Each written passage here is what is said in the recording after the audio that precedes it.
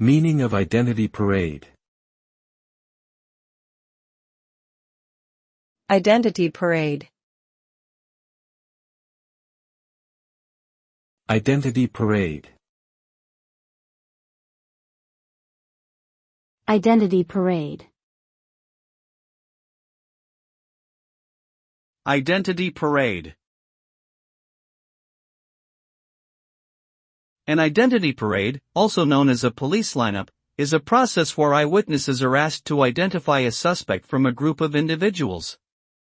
The suspect and the other participants stand in front of the witness, and the witness tries to pick out the person they saw during the crime. The purpose of an identity parade is to help law enforcement identify the perpetrator of a crime.